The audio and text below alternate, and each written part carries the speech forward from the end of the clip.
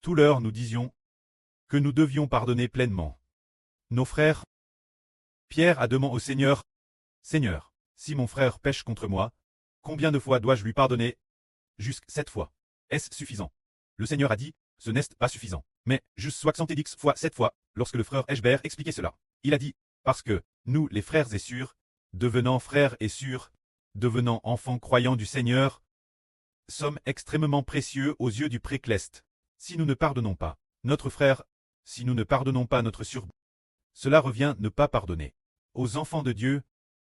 Alors, le Seigneur, afin de nous enseigner, pour nous faire comprendre qu'il faut pardonner aux frères et sœurs, a raconté cette parabole. La parabole dit, un homme devait de l'argent son créancier. Il devait normand jusqu'à 60 millions de pièces d'argent. Comme il n'avait pas les moyens de rembourser, le maître ordonna de vendre tous ses biens, ainsi que sa femme et ses enfants, et lui également, pour rembourser sa dette. Mais cet homme se jeta aux pieds du maître en disant, maître, pitié, pardonne-moi. Plus tard je te rembourserai tout. Le maître prit de compassion, lui pardonna, le laissa partir, ainsi que ses enfants, et annula sa dette. Il n'avait plus rien remboursé, remettant toute sa dette. Cet homme, ayant obtenu le pardon du maître et la remise de sa dette, totalement libre. Mais cet homme rencontra un de ses compagnons qui lui devait 100 pièces d'argent. Il se mit en colère, saisit son compagnon la gorge et dit, rends-moi mon argent. Alors le compagnon dit, s'il te plaît, pardonne-moi. Je te rembourserai tout. Mais il refusa et exigea de son compagnon qu'il vende tous ses biens familiaux pour rembourser la dette, et il fit madame jeter son compagnon en prison. Cette affaire fut rapportée au maître. Le maître fit alors appeler cet homme et lui dit, méchant serviteur, pourquoi as-tu été si impitoyable envers ton compagnon? Ton compagnon ne te devait que 100 pièces d'argent, et pourtant tu l'as fait jeter en prison, jusqu'à ce qu'il ait remboursé sa dette, jusqu'à la dernière pièce. Tu me devais 60 millions de pièces d'argent, une somme si énorme, et je t'ai remis toute cette dette, puisque tu n'as pas pardonné ton compagnon, et que tu ne lui as pas remis sa dette. Je ne te remets pas non plus ta dette.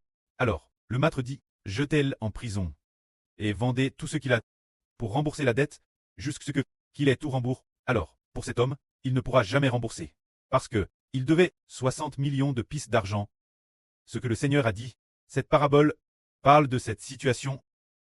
Elle raconte que ce que nous devons, notre précleste Jéhovah, c'est tout comme celui qui devait ses 60 millions. C'est impossible de rembourser. Mais si nous pardonnons nos frères, pardonnons nos sœurs, notre précleste Jéhovah ne tiendra plus compte de nos péchés commis, et nous pardonnera aussi. Ainsi le Seigneur Jésus-Christ nous enseigne cela. Alors nous disons qu'il faut pardonner nos frères du fond du cœur, et aussi pardonner nos sœurs du fond du cœur. Si nous pardonnons ainsi, le précleste se réjouira de nous. C'est l'enseignement. Nous devons nous pardonner mutuellement. Ensuite, ce moment tel, le Seigneur Jésus-Christ est arrivé dans un endroit. Il est venu l'est du Jourdain. Alors des gens sont venus le tester en disant, pour quelque motif que ce soit, est-il permis un homme de répudier sa femme? Le Seigneur a répondu, non.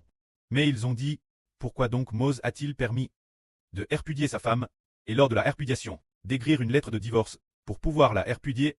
Le Seigneur a dit, au commencement, quand Dieu a créé l'homme, il ne voulait pas qu'il se sépare. C'est-à-dire qu'au début Dieu a créé Adam et Ève, en disant, l'homme quittera son père et sa mère, et les deux deviendront une seule chair. Cette époque, on ne pouvait pas divorcer, parce que les deux partageaient un Madame Esprit. Partageaient le Madame Esprit de Dieu. Mais plus tard, cause de la durée de leur cure, l'homme tend aussi un pécheur et endurci. Alors, Moïse a permis le divorce. Mais au commencement, il n'en était pas ainsi. Alors, les gens de ce monde, est-ce qu'ils divorcent normalement? Oui, beaucoup. Dès qu'il y a un désaccord, ils vont au tribunal pour divorcer. En cas de conflit, ils doivent se rendre à l'état civil pour faire les démarches de divorce. Alors, mais pour les enfants du Seigneur, c'est différent. Car dans le Seigneur, c'est bien et le festin des noces célestes. Tous ceux qui appartiennent au Seigneur, le Seigneur est leur époux. Tous ceux qui appartiennent au Seigneur sont épouses du Seigneur. Alors peut-on divorcer? Divorcer signifie la mort. C'est comme si divorcer équivalait quitter le Seigneur, se dire la mort. Alors, quant aux 144 Zurozoro, frères et sœurs, quant aux 144 Zurozoro, frères et sœurs, c'est comme mari et femme, la madame relation, partageant le madame esprit. Différents membres, car le précleste a mis l'esprit dans le Seigneur. Et l'esprit qui est dans le Seigneur entre dans tous ceux qui appartiennent. Épouse du Seigneur. Épouse du Seigneur. À la vie du Seigneur qui y entre. Et peut ainsi vivre. La vie du Seigneur n'entre pas dans son épouse. Elle mourra. C'est comme un arbre. Si la branche de cet arbre se détache de l'arbre, elle mourra. Elle ne peut pas se détacher de l'arbre. Les frères et sœurs clestes ne peuvent pas non plus se détacher du Seigneur. Une fois séparés du Seigneur, ils mourront. C'est pourquoi au début, quand Dieu a créé l'homme, la Bible dit que l'homme s'unira à sa femme et les deux deviendront une seule chair. Les deux personnes, comme un seul corps. Par exemple, lors de la création d'Ève, elle a été faite partir de l'une des séteuses d'Adam. Alors, la CTE tête l'intérieur d'Adam. Alors, prendre une CTE de son corps et la jeter, est-ce possible? Non. C'est pour cela que l'homme ne peut pas divorcer. Mais les gens du monde qui divorcent, ce sont les affaires du monde. Mais ceux qui appartiennent Dieu, dans le Seigneur Jésus, marient au Seigneur Jésus, marient au Seigneur Jésus. Peuvent-ils quitter le Seigneur? Ils ne peuvent pas quitter le Seigneur. Quitter le Seigneur, c'est comme une branche qui meurt en quittant l'arbre. Si nous quittons le Seigneur, nous mourrons, mais les gens du monde de Satan, puisqu'ils n'appartiennent pas au Seigneur, alors, ils n'appartenaient pas au Seigneur. Ces gens du monde de Satan, ils vont souvent divorcer, mais nous sommes mariés au Seigneur. Nous tous, ne quittons pas le Seigneur, parce que la vie est dans le Seigneur. Marient au Seigneur Jésus, pour ne plus jamais le quitter. Par exemple, si nous demandions la sur Jaowan, maintenant la sœur est devenue épouse du Seigneur, eh bien Esther aussi, épouse du frère Zibo. Est-ce que la sœur comprend que quitter le Seigneur c'est la mort? Oui, alors peut-on le quitter? On ne peut pas le quitter. On ne peut pas le quitter. Le suivre de PRS, alors le Seigneur quittera-t-il la sœur? Il ne peut pas la quitter non plus. Le Seigneur a déjà été crucifié. L'avance. A donne sa vie. Pour que nous le frères et sœurs clestes ayons la vie.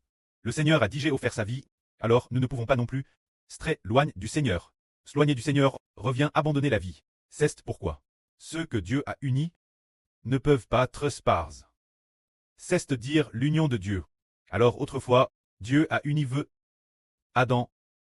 Et maintenant, puisque le mariage du monde n'est pas uni par Dieu, mais le mariage dans le Seigneur est uni par Dieu. Dieu a marié les enfants clestes au Seigneur Jésus. Car, il est dit dans l'Apocalypse, viens, vois l'épouse de l'agneau. On voit alors 144 Zurozoro personnes le suivre de PRS, alors, ils ne le quitteront jamais. Nous pouvons quitter les maris, femmes, enfants de la terre, les parents, frères et sœurs, les quitter pour suivre le Seigneur. Cela signifie que ceux que le précleste Jova a unis ne peuvent pas être séparés. Si l'on s'obstine par heure, ce ne peut être que la mort. C'est vouloir la mort, quitter le Seigneur, moins que ce ne soit ainsi. Alors, tous ceux qui quittent le Seigneur doivent mourir. Le mariage établi par le précleste ne pourra jamais être séparé. Se dire le royaume des cieux. Dieu a établi que notre mariage, dans le Seigneur Jésus, ne puisse être rompu. Au contraire, nous devons abandonner notre famille charnelle pour épouser le Seigneur Jésus-Christ, pour toujours et jamais. Ainsi, on a de la sagesse. C'est cela la question du mariage. Quant au mariage du monde, les relations, le frère Hébert n'en parlera pas, mais parlera d'épouser le Seigneur Jésus-Christ. Car la plupart des frères et sœurs ont déjà quitté leur famille pour se tourner vers le Seigneur. Tout leur esprit tourne vers le Seigneur. Alors l'amour dans le Seigneur est bien plus grand que cet amour conjugal du monde charnel. L'esprit du Seigneur nous console chaque instant. Quand nous sommes faibles, le Seigneur nous aime. Le Seigneur a pitié de nous. C'est ainsi que c'est le plus beau. Ce moment tel, des gens ont apporté des enfants au Seigneur pour qu'il les bénisse. Mais les disciples les ont empêchés, réprimandant ces personnes, ne voulant pas qu'elles viennent au Seigneur. Mais le Seigneur a dit, laissez les enfants venir moi. Ne les en enchez pas. Car le royaume des cieux et ceux qui leur ressemblent. Je vous le dis en vrai. Si quelqu'un n'accueille pas le royaume de Dieu comme un enfant, il n'y entrera jamais. Le Seigneur a dit, n'empêchez pas les enfants d'aller au Seigneur, car le royaume des cieux est ceux qui leur ressemblent. Quel genre de personne appartient le royaume des cieux? Ceux dont Jésus-Christ a dit, laissez les enfants venir moi, ne les en empêchez pas. Se dire. Le royaume des cieux appartient à ceux qui, comme des enfants, aiment beaucoup Jésus, aiment beaucoup le Seigneur Jésus. Dire ardemment, recevoir la bénédiction du Seigneur Jésus. Le royaume des cieux leur est donné. Alors, le royaume des cieux est donné, qu'est-ce que cela signifie? Cela signifie qu'il est donné ceux qui désirent ardemment recevoir l'amour du Seigneur, qui désirent ardemment recevoir le Seigneur Jésus-Christ, la bénédiction de ces personnes. Le royaume des cieux appartient de telles personnes. Une fois, la sœur Jaowan a dit quelqu'un. Que mon précleste, mon Dieu et mon Seigneur Jésus, te bénisse. Cette personne ceste, retourne et est partie. Ah. Ah. Il n'en voulait pas. Ah. Il n'en voulait pas. Ah. Oh, et la bénédiction. Non, non, non, non, non. Cette personne s'appelait Li Yangzhao. Mais, voulait-il la bénédiction du Seigneur? Voulait-il la bénédiction du précleste? Non. Ce moment-là, nous l'avions engagé pour cuisiner pour nous, pour cuisiner et nous apporter les repas leur chaque jour. Et puis, là sur Jaowan a vu qu'il travaillait dur. Bien SR c'est normal de travailler dur. Nous les payons. Alors, la sur Zaowan a dit. Que mon Dieu et mon Seigneur Jésus te bénissent. Il a juste. Non, non, non. Alors, finalement, cette personne a-t-elle réu la bénédiction? Elle ne l'a pas eue. Elle ne l'a pas eue. Cette personne n'a pas pu recevoir la bénédiction parce que il ne voulait pas accepter la bénédiction du Seigneur. Donc il ne pouvait pas recevoir de bénédiction. Il ne voulait pas accepter celle du Seigneur. Épouse du Seigneur. La femme du Seigneur, la bénédiction de la sœur Jaowan, il ne voulait pas l'accepter. Donc il ne l'a pas eue. Cela signifie que pour le royaume des cieux, il faut très comme un enfant. Pour l'obtenir, les enfants ne désirent-ils pas ardemment la bénédiction du précleste? Ne désirent-ils pas ardemment la bénédiction du Seigneur? Te paie ardemment. Les enfants la désirent ardemment. Alors le Seigneur a dit, laissez les enfants venir moi, ne les en empêchez pas. Car le royaume des cieux appartient à ceux qui leur ressemblent. Alors autrefois, le frère Zibo a vu un frère religieux dire ceci. En tenant un enfant dans ses bras, le royaume des cieux appartient aux enfants. Il ne savait pas que c'est comme des enfants. Comment le royaume des cieux pourrait-il appartenir aux enfants? Ce que le Seigneur voulait dire, c'est une métaphore, le royaume appartient à ceux dont l'esprit est comme celui des enfants, qui disent, je veux papa, je veux je désire ardemment, je veux. Cesse de dire que le royaume des cieux appartient. Je veux le Seigneur Jésus. Je veux le Seigneur Jésus. Je considère le Seigneur Jésus comme mon trésor le plus précieux. Je veux le Seigneur Jésus. Je veux. J'aime le Seigneur, tout comme un enfant. Dirant ardemment, recevoir la bénédiction du Seigneur. Notre esprit doit être comme celui d'un enfant. On va dire en recevoir la bénédiction du Seigneur. Ainsi, tout comme ceux pris dans les bras du Seigneur, ce genre d'enfants. Ils disent, je veux le Seigneur Jésus. Je veux le Seigneur Jésus. Je veux la bénédiction du prophète. Alors, ceux qui désirent ardemment recevoir le Seigneur ont obtenu le royaume des cieux. Si ceux qui disent « Je n'en veux pas. Je n'en veux pas. » Et quoi d'autre? Je n'aime pas non plus. Je n'en veux pas non plus. Quand ceux qui parlent ainsi, ils sont enregistrés par les anges qui disent « Oh, il ne veut pas du Seigneur Jésus. » Bien. Alors ce royaume des cieux ne lui appartient plus. Cette personne va le perdre. Mais si cette personne dit « Je désire ardemment. Je désire ardemment. » Alors le royaume des cieux lui appartient. Ainsi nous comprenons. Ken Ralit. Le royaume des cieux appartient. Quel genre de personne? Il appartient à ceux qui désirent ardemment recevoir la bénédiction du Seigneur Jésus-Christ. Ceux qui désirent ardemment recevoir la bénédiction du Seigneur Jésus. Le Seigneur Jésus dit, puisqu'ils le désirent tant, alors je leur donnerai le royaume, donnons-le leur, qu'ils règnent avec Ashbert, mon fils, comme roi ensemble. Donnez le royaume, se dire. L'autorité de régner sur le monde. L'autorité royale. Laissez-le avec mon fils. La recevoir ensemble, ceux qui désirent ardemment. L'ont obtenu. Par exemple, il y a une surprise. Hier, nous ne l'avions pas encore annoncé. Le frère Ashbert n'avait pas encore parlé de l'annonce d'aujourd'hui.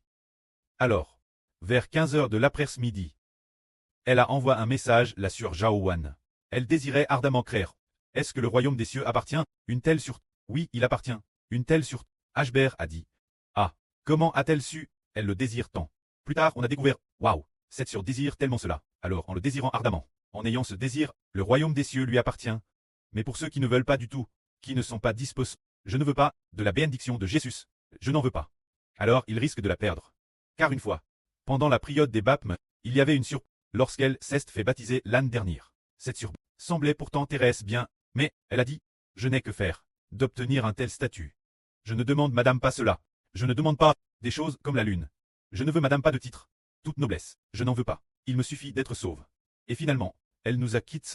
Nous savons que Ceux qui n'aspirent pas, finalement, n'obtiendront pas. Et ceux qui aspirent obtiendront. Que la gloire soit rendue au prêtre et au Seigneur. Amen.